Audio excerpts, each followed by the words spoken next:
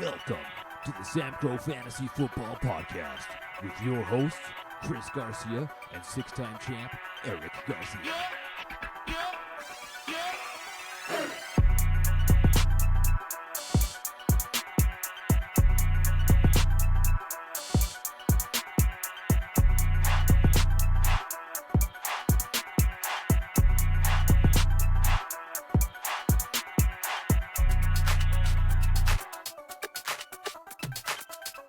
What's up?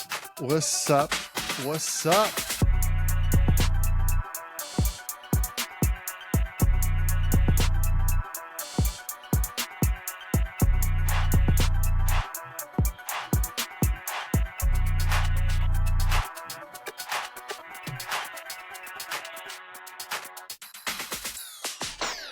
Had to let that whole thing roll because like the last time, I don't know what like Riverside or YouTube do, but that like I couldn't hear myself. I don't know if you heard it when you were rehearing the podcast, like the music was like super loud. So you're telling me that all of last year, our podcast, you'd never heard that same issue the entire season? I thought I did a good job editing, but like every single time. That's why I was like, whatever. I guess this guy's always just going to talk over it and people might hear 30% of what he's saying. Well, there was like a moment where I could like, it's called like ducking. So what would happen is that the Odyssey would take my moment of saying something. It would bring down the audio, bring up my voice. And then, so it was like a fancy sort of thing. It wasn't like I was trying to talk through it, but like this time I was like, and it was like, and it was like, it sounded the exact same to me every single time. Oh, okay. Well then, fuck, thanks for the feedback in the post-editing meeting. Hey man, I don't get paid for this shit. Welcome back to the SAMCRO Fantasy Football Podcast. We have week 1 in the books, and we're going to go through it now.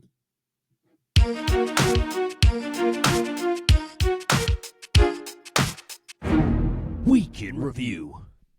I mean, let me tell you this. It was awesome to have games back, but more so, it was awesome just to be like, oh, my lineup, all my players, all my this, all my that. You know what I mean? Like, it was just great to have fantasy football back. What did you think? I loved it. It was the buildup of 200 and some days. I remember I was traveling back to, obviously Thursday being the first game. It was a pretty intense way to start the season, but I was on my way back from the party in Calgary, all hungover and shit the next day, on my way to Lethbridge. And I get to Fort McLeod about like 10:50, which is about 30 minutes outside of Lethbridge. And I turned on my phone and put on the streaming of Red Zone. And to hear the guy say 7 hours of commercial, dude, it like give me shivers. That's how much I love football and I love fantasy. So it was really good. Like I'm super excited. Some really good matchups too for the first week of the season. And for us here in the boys, it was an interesting week of a lot of upsets, in my opinion. Yeah, there's some upsets. Speaking of upsets, the guy who was first overall, who supposedly drafted the best team that was just the greatest of all time, goes down to Leiden. George goes down to Leiden 140 to 136. From my perspective, week 1 is week 1 and you can't overanalyze week 1, but I am going to stare at one player that I don't know if I'll call it. You've called it from the start, but Brandon Ayuk for Leiden didn't cost him, but man, 4.8 points. I would recommend you watching the Manning. I don't know what the show is called with Eli and Peyton. They have this show on ESPN, and they're kind of like, I think it's Sunday Night Football or Monday night. It's clearly Monday night because they played Monday night, and it was him and Coach Belichick. So that was the guest. Yeah. And they were reviewing that one play where Purdy threw this just beautiful ball out. And Brandon Ayuk stretched out, didn't get it. And Peyton was like legit pissed. I've never seen Peyton so angry. He's like, this is why we need training camp. He's like, this is why you got to sign those contracts early. He's like, get into it. We need the reps. We need the reps. Not some 45-year-old throwing the ball at some random high school in your neighborhood. We need the reps. So it was writing on the wall, man. Like Brandon Ayuk was not going to have the best game. On the other side, big blows to George. I mean, a high draft pick, someone that was also high up in terms of draft capital. Puka Nacua goes down. He's actually down and out almost for the first half of the season for sure. Big blow to George, and that's, he doesn't have a lot to backfill, although, Stephon Diggs did a good impression of a first overall, possibly second round wide receiver that you probably should have taken over Puka in the first place. Yeah, and I'm actually shocked that Diggs did that well with all the competition in the wide receiver room there. But to go back to what we were talking about Puka Nacua last week, was he's a good player. I don't ever want to take that away from him. Solid player, but people are, again, I'm going to say this again, people are forgetting how much of a baller Cooper Kupp was when he was healthy. So good situation for Matt Stafford, but now that you take Puka away, all the spotlight's on Cooper Kupp now. Like, and he balled out, right? Balled out enough that he was beating the money lines in last week. So Puka might be out for, they say, more than 4 weeks now. Rumor has it that he might be looking at 6 to 8 or something weeks. like that. Yeah. It's looking pretty bad. It's looking bad. And speaking of bad, Caleb Williams not only has a poor choice in sexual orientation, but also in football. He is so bad, and like Chicago is so bad. My God. I mean, no, they still won, but I remember seeing something on the internet, like, I think Caleb, like the punter, is saying in an interview of some kind, it's like, hey, Caleb called me, told me I won't be doing much punting next year. Yeah, I saw that. Yeah, it was just punt. I mean, again, week 1, you don't want to overreact. I know that we're going to go in here and make fun of everybody's squads, and up to and including ours, but you don't want to overreact. I'm not saying that it's going to be like this for the whole year. No, but for sure, George is on the back foot with the Puka injury. And I think that, Leiden, can feel probably pretty good that what his team was kind of supposed to do, it kind of did. And he's got some good pieces to kind of move forward and look forward to the beginning half of the season. Yeah, I think the biggest winner for Leiden was Aaron Jones, going up against that atrocious New York Giants team. And I think that what shocked me the most is the amount of fantasy points he got off of 55% of the snaps, which is a good thing. But the problem is that I don't think that's going to be going on for the rest of the year. Breece Hall looked pretty good with the limitation of what the Jets offense could do. Tyreek's always been a baller. I truly believe Tyreek Hill should always be a first-round draft pick for until he starts to fall off, obviously. But yeah, some good momentum. But I think it's just more so the complete not showing up for Georgia's team. Just absolute trash. Yeah, no. Moving on to the next game, Brad takes on Carlos. Los Cornudos takes on Los Steelers. And it was a downright demolition. Wasn't even close. I think there are people that probably can hold down pizza better than some people in this game for Carlos. Starting with Carlos, Joe Burrow comes out absolutely and he just sucks the first 4 weeks of the season. And this year, I don't know if it'll just be the first 4 weeks, but Buddy always starts off terribly. DeAndre Swift, he was, I think, a victim of a lot of like really crappy football that was played out this weekend. Like, I mean, Olave, the team was up like 100-0 and he didn't really have to do much. So that sucked for him. It was a weird whatever game. I don't know if it was like the Sunday afternoon game or Sunday night game with the Rams and the Lions. But the one guy who I'll always love and just the guy balls out is Mike Evans. But everybody else really just had a pretty shitty game for Carlos. Yeah, Mike Evans is the Mr. Consistent, is what we need to call Mike Evans. Put some respect on that boy's name. Shout out to Xavier Worthy. Dude, against my Ravens, he made us look like absolute clowns. His speed is true. You know, they say he was the fastest man in the combine, and he definitely showed that against the Ravens. But he's got some trouble here, man. Joe Burrow not having the chemistry right now with Chase. Of course, T. Higgins didn't play, so there's that. There's now rumors this whole week of like, is he truly as elite when he doesn't have his two elite wide receivers? So and no running game, right? This is actually the other tail of that problem is that you don't have mix anymore, right? Yeah, that's big time. I think people really don't understand how much of an impact Mixon made on that team. It was a very balanced team, but fuck them. I don't give a shit. Fuck the Bengals.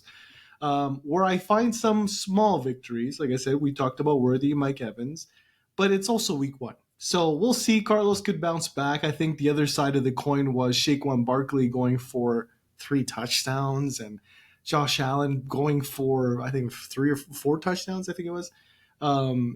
His team is looking real good. I love Kenneth Walker as well. Kenneth Walker is just another consistent guy for running back. I really like his game. So Brad's looking pretty dangerous early.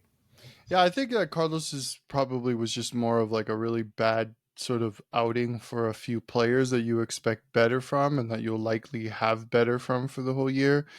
And Brad was a function of, I think he did have a good week from some of the star players that you want to have. So you mentioned it, Josh Allen, Saquon Barkley came out balling.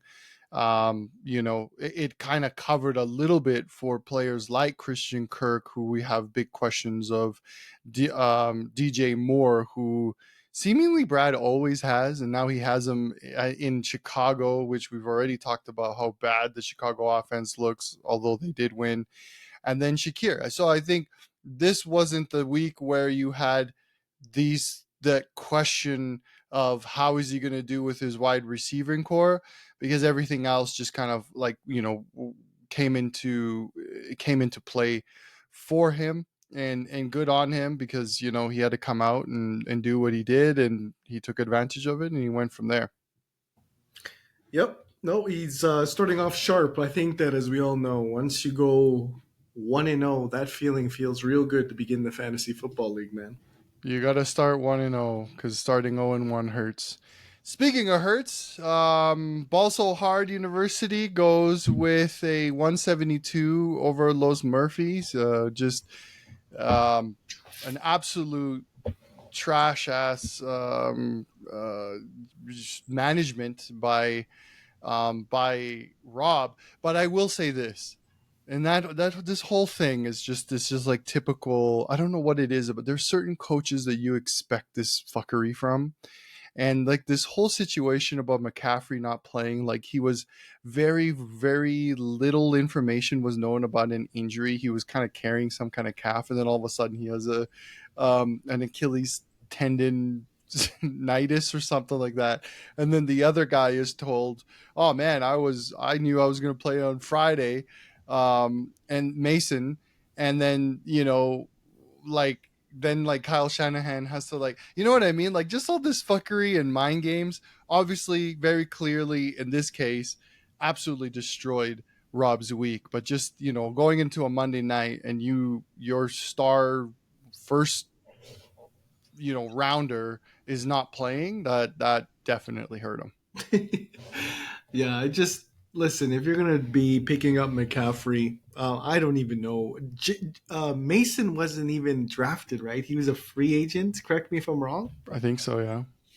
So it's like, how do you not pick up the handcuff for a guy who is starting this season injured? So this is my echo towards your comment there about mismanagement. It's like, wait a second. You know that he's coming out pretty soft to start simply because of the injuries. You got to pick up Mason, right? So it ended up burning him pretty bad. But even if he had McCaffrey, to be quite honest with you, nobody's touching my team right now. And I'm trying to say this as humbly as possible, but this team has been formulated and perfectly designed to be a machine for me. And It's perfectly sitting out the way it's supposed to right now. Jalen Hurts had a horrible game. Jonathan Taylor didn't have a good game. Zay Flowers was okay. Travis Kelce clearly was still like, probably making out with what's her face in the tunnel half the game because he was never on the field. But Dak Prescott had a trash game, but everybody else played their position right. You have Reed going in for 35. You got Kamara back to 2020 Kamara. Debo's always Debo.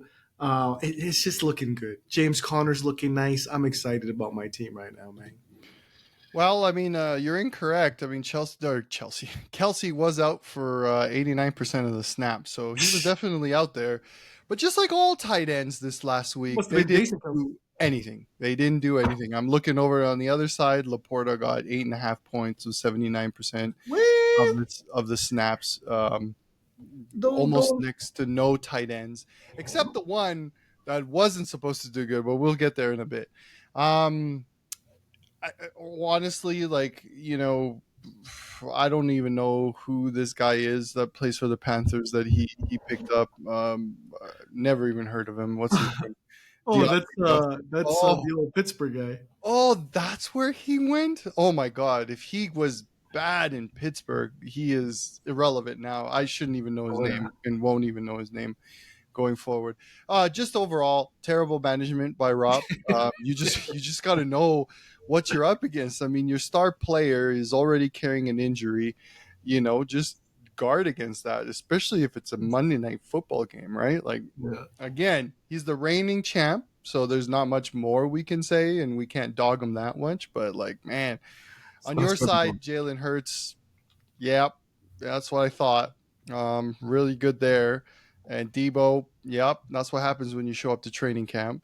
Mm-hmm. And then I don't know, man, that I don't know, that Sao Paulo air or something, that I don't know if it just thinned out for Jalen Reed or something, because that guy caught a long ball. That was crazy.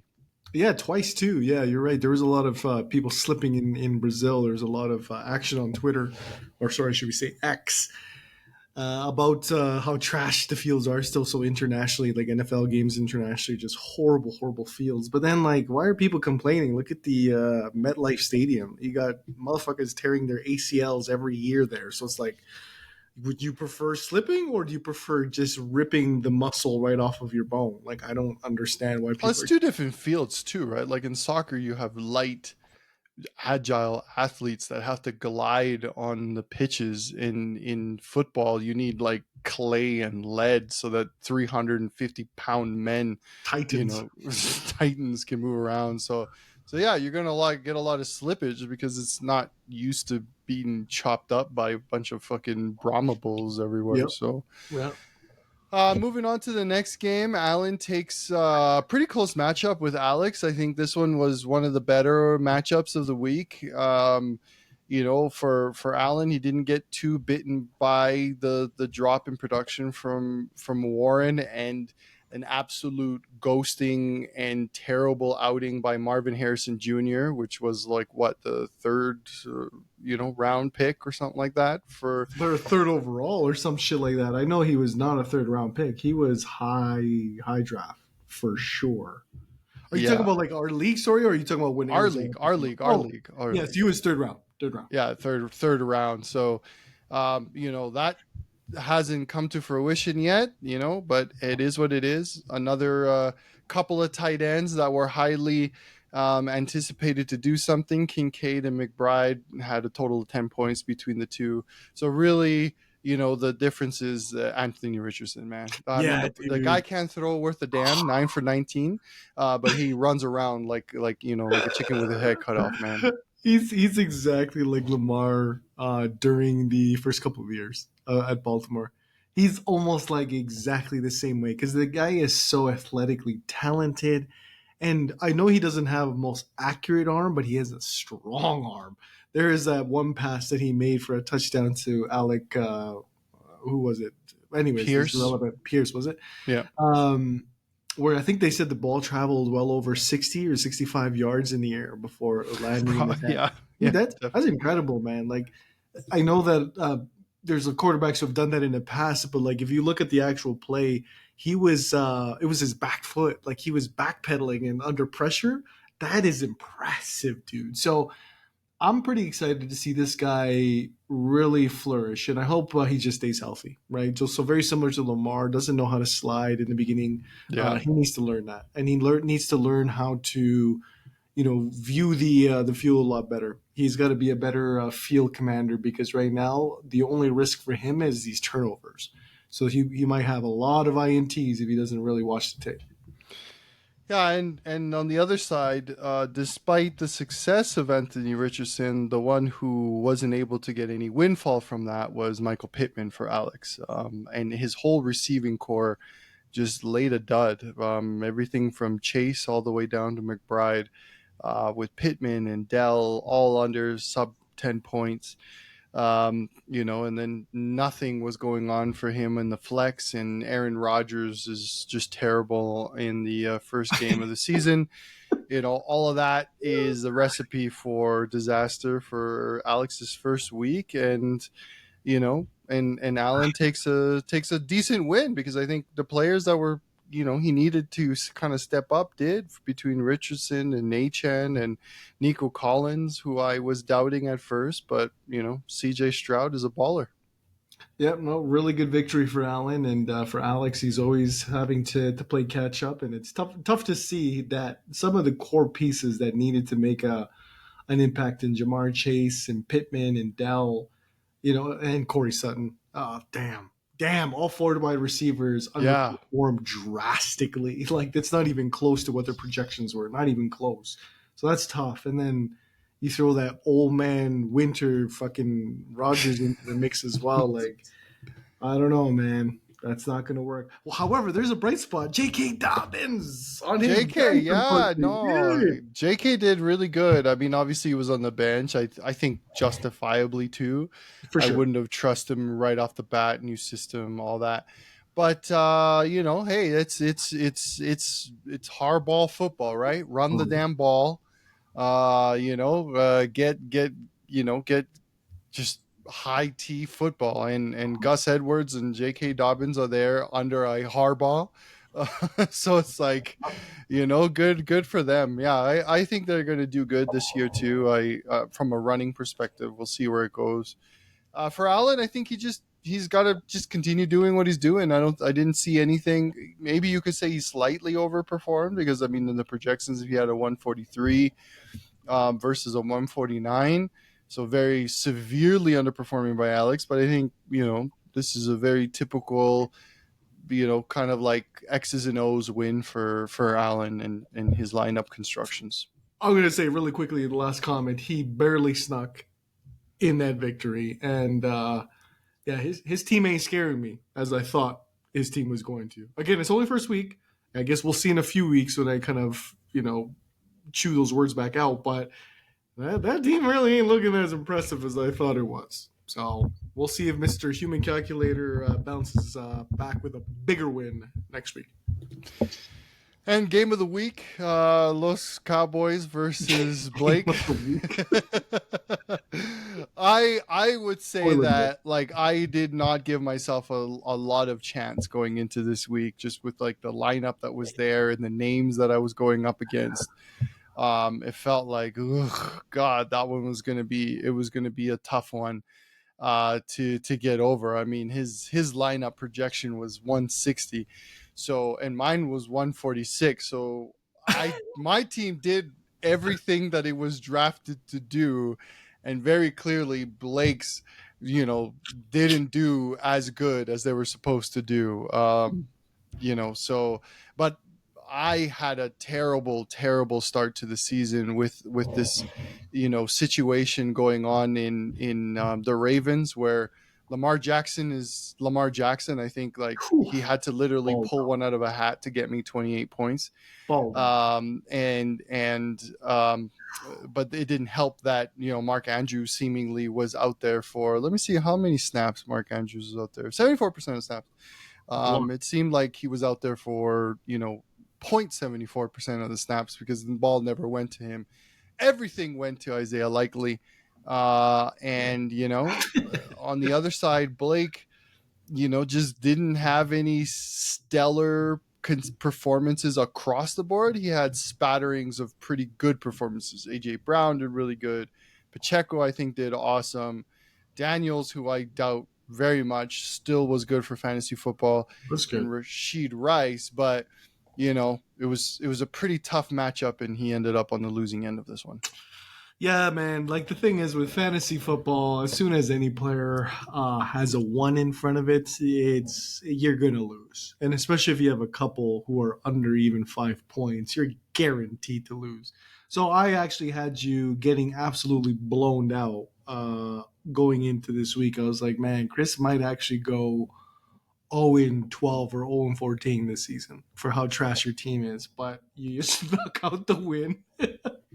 And listen, I'll tell you something about Mark Andrews. I bet you he has a big performance week too, because there's no way all pro, tight end Mark Andrews is not going to have a good season. So, but Lamar's stat line, God, I hate always talking about the Ravens, but even if I wasn't a Ravens fan, how could you not like 273 passing and 122 yards rushing? Boy, he almost had 400 yards. No, it was sick.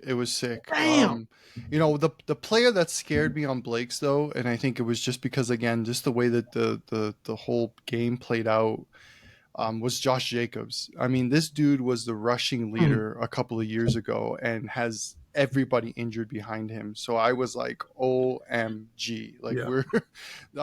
Like that's the player that scared me the most. And seeing him kind of not do as well, and it was kind of like a gunslinger, and oh, by the way, I'm losing Love, I don't know. One day I hear him, he's an MCL, he's out for 4 weeks, and then another day he's doubtful, he might play if it was like a playoff game. I don't know what's going on there, but very clearly, Love getting injured is going to be a blow to my next bit of the season.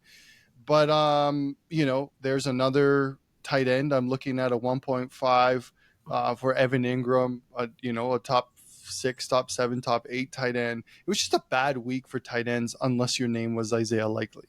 Pretty much. So here it was just a matter, I think, of Blake he didn't have the stellar performances these names demand, right? Like, CD Lamb is a 20-ish point player, right? Like that's a normal game for him. So kind of having 13, and he didn't have to do much, and there was a reason why. It's because Cleveland basically shit the bed in the first like 5 minutes of the game. Horrible. And so they didn't have to do much. So it's probably a big blow not to have this first win, but I'm very happy to take this L or this W from Blake. Yep, definitely going to help your cause for the inevitable tight games that you might have that either you win or lose. But I wanted to say one last thing about Blake's team. He actually might have the 3 best wide receivers in the league in AJ Brown, CD Lamb, and Rashid Rice. Like if Rice, keeps up this performance and gets the action, Blake could actually have the best 3 wide receivers right now. Blake has an amazing team. So Mason he's the one who picked up the Mason, so he has the Mason. He's gonna have to make decisions on that. He's got Baker Mayfield just in his bench, just chilling with 37 points. And don't sleep on Calvin Ridley, who I think is a great wide receiver that's going to probably pick up a lot of great games.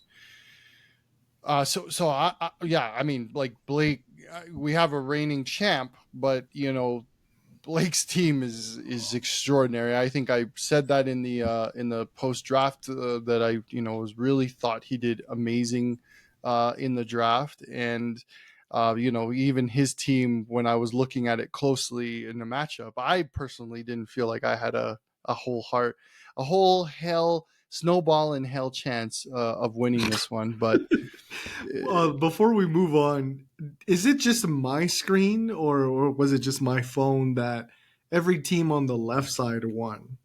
Did you notice that? Yeah, I don't know if like does it does it always just do this No, though? no, Like, because like during the actual like checking and looking for the updates of the scores, I noticed that that's so all the true. left Yeah, teams yeah. were all of a sudden winning around the end of Sunday. So I was just like, oh shit, I've never seen where it's chronologically like that, where it's all far on the left side winning the game. I was like, oh, that's cool. I don't know if you noticed that. I thought it was just Damn, no, until you just said it now, I didn't notice that. But that's crazy. That is crazy. that's crazy.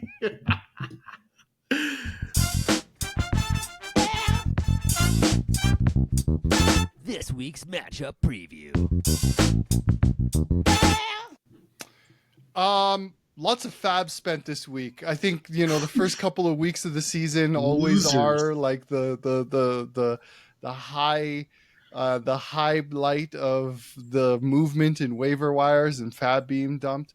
I knew somebody was going to go for Isaiah Likely, and I'm going to say this right now. I'm not saying that Isaiah Likely is not a thing, but at the same time, I was not in any way, shape, or form going to be spending any more than like a few bucks. In fact, I put it to myself so much so that I didn't even bid for Isaiah Likely. Yeah, I was gonna say you're talking all that, but you didn't even bid $1. I didn't even want to bid $1 because, well, number one, if I did happen to win, I didn't want that conundrum of which tight end am I going to put. But True. Carlos spent 25 bones on him, which that's fine, that's great. We'll see how that turns out for you. I threw $1 into the mix. Not too many overspends. Everybody else, I think there were some tight spends. I think Madison went for $11 and there was an 8.753. Tank Bigsby went for 11.85 bids. I wanted Justice Hill, so I kind of paid up a little bit more for him. So very, very, very active waiver wire in the week because people have got to pivot, people have got injuries, people have got new realities, and we have to correct for week 2. First game that we're going to talk about, you tell me who you think is going to come out on top. We've got George versus Balake. Balake's got a 161 projection over George's measly 133. Yeah, I think for George, it's just more so because he hasn't put in a player into his flex seat, but I don't think that's going to just change the fact that we just talked about Blake's strong team. I think CeeDee Lamb has a big game. I think AJ continues to play at the same pace on Monday night, and then he put Baker in, and that was a smart move. I think Baker is going to have an excellent, not only a fantasy football season, I think he's going to have a good season in general. And that's going to benefit people like Chris Godwin. It's going to benefit the Mike Evans. But it's a good problem to have. Now, he does have, Jason, what's his face? Jordan Mason on. But the thing is that McCaffrey's going to eventually come, whether it's like in a couple weeks, whether it's this week. Mason's going to go back down to irrelevancy, in my opinion. I could be completely wrong, but after that, it doesn't matter because he has some backups. He's got a good bench. So this win is going to be probably exactly as the score relates right now, a 30-40 point difference for Blake. Yeah, I don't think that comparing benches that George has some savior on the bench with Benson, Montgomery, Hopkins, Dobbs. There's really nobody that has the type of options that I think Balake has. Even Mason is like a safe play so that you can ensure that you got a Jerome Ford and a Pacheco and a solid 3 wide receivers out there, and then you're just playing the volume game with like Pacheco and Ford in the flex. I think he's done what he has to do there. He doesn't have to rely on the shitty quarterback play for Amari Cooper or the just the whatever the heck Will Levis is with Calvin Ridley in the first few weeks of the season. So I think he's played it right. We'll see if that's the way his team stays, but I definitely also think Balake takes this. Yeah. We're doing this kind of like in the middle / end of the Thursday night game. So the next game we're going to talk about is Leiden's 132 versus projection versus Carlos's 156. Carlos is coming out storming with a 28-pointer. Cook 3-touchdown game in the Thursday nighter. You know, Leiden's curse strikes again. Tua has a concussion. Got out with a concussion. He's got 10 points for him so far. I mean, just with that bad omen and a 6-point with Tyreek Hill, it's looking more bleaker and bleaker for Leiden this week. Well, there's 3 things that are guaranteed in life. We've talked about this before. We've talked about death, taxes, and Tua getting a concussion. like, it's bad enough that he's on Leiden's team and this guy has a slaughter of lineups that he's done in the past, but it's like Tua knew he was going to get a dead ass. And as soon as just before we recorded this, I watched how he got injured, and it was quite pathetic. I'm sorry. It's pathetic. He threw his head literally into a guy's chest. And it's like you act like you haven't been concussed before. So those are the 3 things guaranteed in life, boys and girls, is Tua not playing for another few weeks. And if he does come back, this is where the NFL has to step in and be like, nah, bro, you're going to go, your brain is going to turn into pancake mush, man. Like that's not going to be good for you. Yeah. I'm not going to say that Carlos has like this massive superiority, not like we were talking about in the last matchup. I mean, he's going for that likely, he paid 25 FAAB for him, so he might as well put him in. But I think he gets better games from Amon-Ra St. Brown. I think he gets a half decent game from Olave. I think he'll get a great game from Evans. And, I just don't know if I'm going to see, I don't see players here that are going to be massive or have like the potential of blowing up for Leiden. So that's why I'm leaning Carlos this matchup. But not by much. I think it's going to be a lot closer than the projections have it, but I do still lean towards Carlos.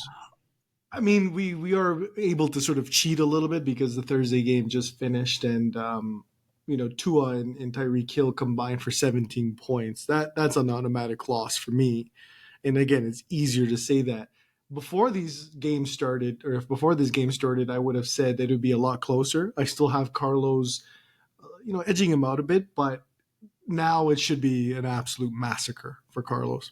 I'm not in the massacre stage because, I mean, Burrow, he's going to Kansas City, and Burrow right now is trash. So that's your number one quarterback who's probably not going to do more than a sub 15, sub 17 points.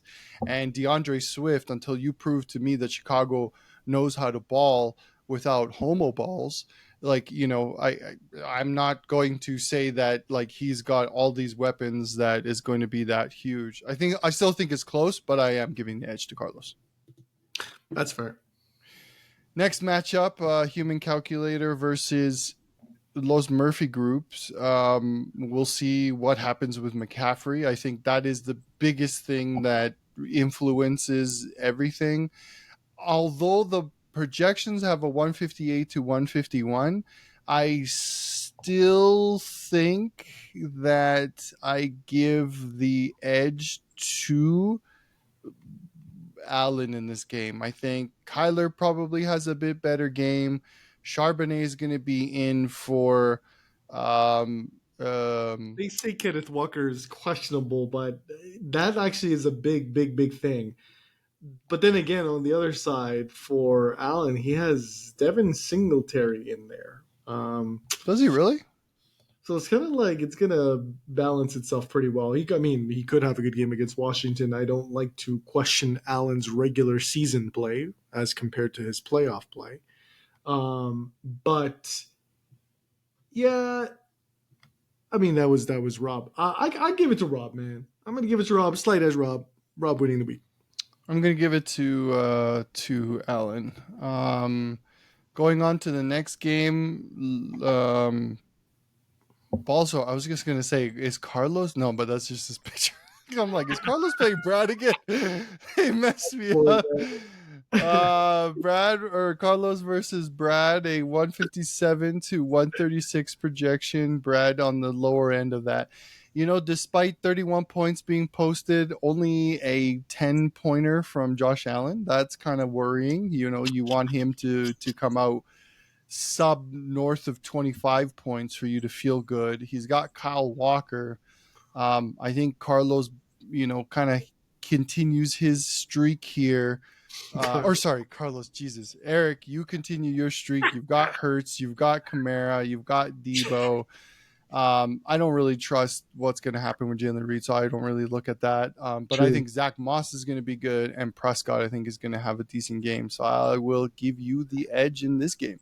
Yeah. Kyle Walker, you mean Kenneth Walker. Yeah. Kenneth Walker, damn it. Yeah, he's in, and there is a high chance that he might not be playing because he hasn't practiced all week.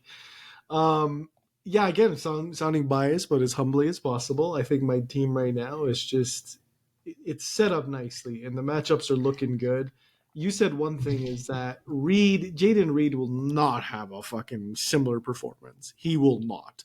But if he could even give me 10 points, I would be happy with that. If we could have Travis Kelce back, if we could have Zay Flowers finally with a touchdown or two, Prescott and Hurts playing to their best of the abilities, I should be able to sort of have a pretty decent win against Los Cornudos. Yeah, I just don't see as many question marks as I do in Brad's team. Like, is Ferguson's probably not playing. DJ Moore, is he going to be a thing in Chicago? And, Garrett Wilson, I understand that Aaron Rodgers is playing. And this is probably not the worst matchup that you can have for Garrett Wilson. But I just don't know yet. Like, everything seems weird in New York, and it always is a little weird. And then you have Kenneth Walker the third injured. I don't see a lot of massive pivots on his bench unless you go with another Green Bay Packer. Maybe Bigsby is probably another okay. So again, I just don't see as many pivots that would, and because of those question marks, I just don't see as many on your side, right? And I think Kelce will just eat, Cincinnati alive this game, and so I give that one to you. And then the last game of the slate, another close one from a projection standpoint, but Alex clearly is favored by the prognosticators of 152 to 144. I feel like that's going to be like my life this whole season, right? Like I'm going to have to always punch above my weight because I don't feel like I have these massive hitters in every position that can change it, but I'm really hoping for a neighbor's good game. I will say, though, that I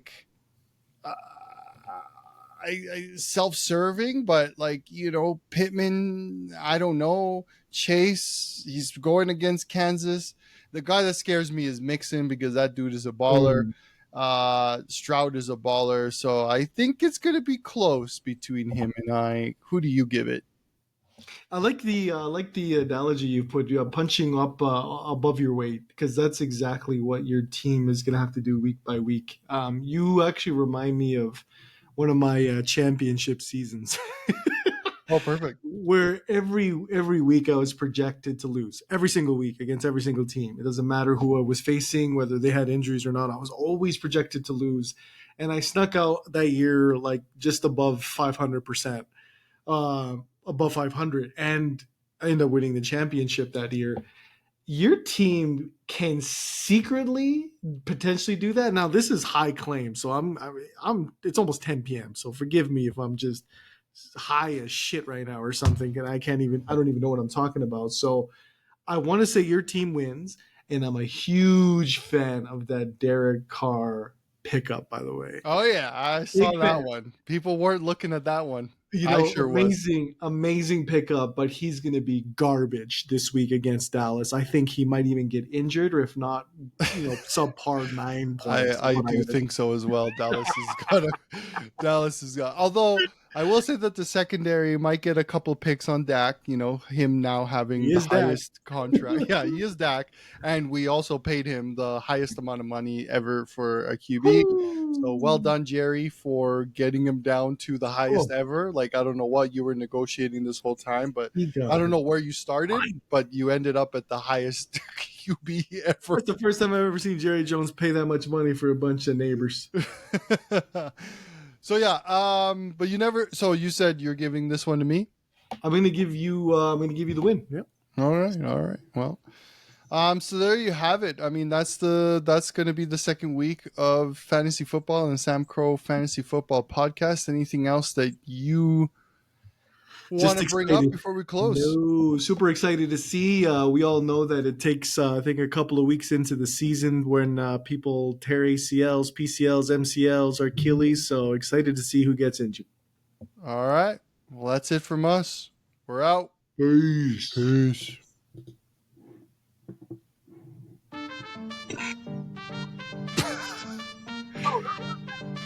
I think I clicked it too late there, so everyone's gonna hear this as we go.